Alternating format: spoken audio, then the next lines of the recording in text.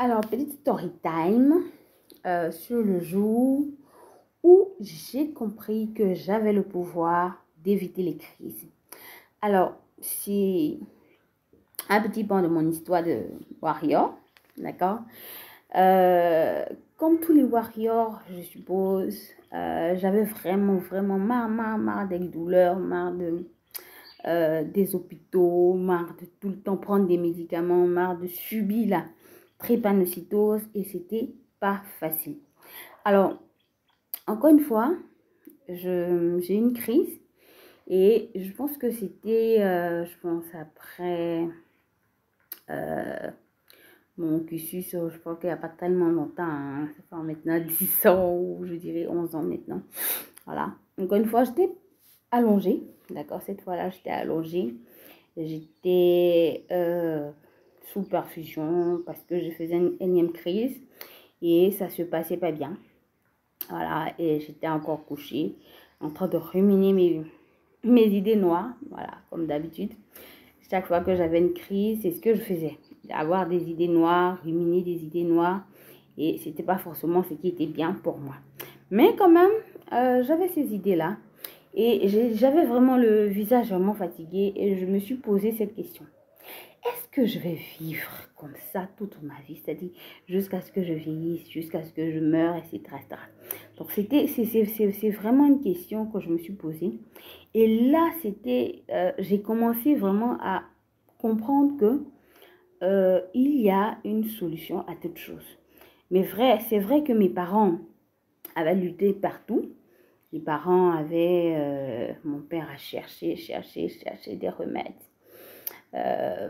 Miracle, partout on lui disait, ici il y a telle solution, ici ça, on a tel produit qui guérit la drépanocytose. Voilà, il partait tout le temps, il achetait le produit, il venait me donner pour que je puisse recouvrer la santé. Et quand je suis devenue, quand j'ai intégré l'âge adulte, quand j'ai eu l'âge adulte, je me suis également posé cette question lors d'une crise que j'ai eue et pendant que j'étais à l'hôpital. Alors, quand je suis sortie de l'hôpital, il y a eu un déclic.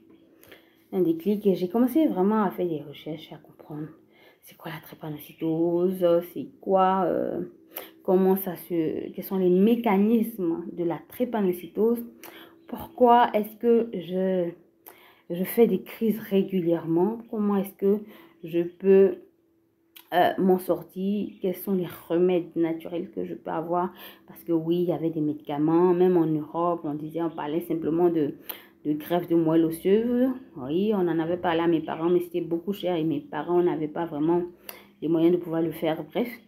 C'est là que j'ai commencé maintenant à chercher, non pas des médicaments, mais d'autres alternatives, parce qu'on disait que dans les plantes, parce que je lisais beaucoup, et je suis tombée sur des livres vraiment intéressants du docteur Joseph Murphy et de Joe Dispenza. Donc, ces deux auteurs-là qui m'ont vraiment influencé l'esprit. Et j'ai compris que l'alimentation et l'état d'esprit qu'on avait était vraiment important pour lutter contre toutes les maladies, que ce soit les cancers, que ce soit, en tout cas, toutes les maladies dites incurables peuvent se soigner avec une très bonne alimentation et un très bon état d'esprit, c'est-à-dire un mindset vraiment de vainqueur. Alors, c'est là que j'ai commencé à chercher. J'ai testé, bien sûr, j'ai échoué, j'ai testé, j'ai échoué, j'ai compris. Et puis, j'ai fait des combinaisons qui ont marché pour moi. Et au fur et à mesure, ça n'a pas été facile, simplement parce que parfois, je voulais le résultat, voir le résultat tout de suite. D'accord? Je voulais voir le résultat tout de suite. Mais j'ai compris plus tard que le résultat ne se donne pas tout de suite. C'est-à-dire qu'il faut un temps d'incubation pour pouvoir adapter le corps, que le corps commence à à s'habituer à sa nouvelle, à sa nouvelle vie, je dirais, en griffe, à ses nouvelles habitudes et à adapter ces nouvelles habitudes-là de sorte à changer les mécanismes internes. Ça ne se fait pas en un jour. Moi, j'ai pris 10 ans et Dieu merci, ça a marché. Et je ne fais plus de crise. Je ne fais plus de crise, je ne vais plus à l'hôpital pour des hospitalisations de crise de trépano où je reste couchée, où on va me piquer, etc. Quand je vais à l'hôpital, c'est pour faire des contrôles, pour m'assurer que mon taux d'hémoglobine il est bon. Il n'y a pas d'infections qui sont en train de se déclencher. Je m'assure que quand il y a une petite anomalie que je ne comprends pas, que mon corps tente de réagir à quelque chose, j'essaie de partir à l'hôpital, de me faire des examens pour comprendre et puis adapter mon alimentation ou voir dans ce que j'ai, disons, quelles sont les habitudes que j'ai arrêtées, qu'est-ce que j'ai introduit comme de nouveau dans ma routine, etc., etc. Alors, le pouvoir est déjà entre mes mains et entre vos mains, chers warriors. Alors, ce que je mange, ce que je pense, comment je vis chaque jour, c'est ça qui change tout. C'est ça qui me permet d'être en bonne santé. Et je voulais partager cela avec vous aujourd'hui. Depuis ce jour, d'accord, où j'ai décidé de m'hydrater correctement comme il faut, de manger pour renforcer mon corps, non pas pour être bourré, pour être rassasié, mais pour nourrir mes cellules, pour gérer mon stress, d'accord? Je me contente plus, je me stresse plus inutilement pour des choses sur lesquelles j'ai pas le pouvoir, non. J'essaie de bouger quand même un peu.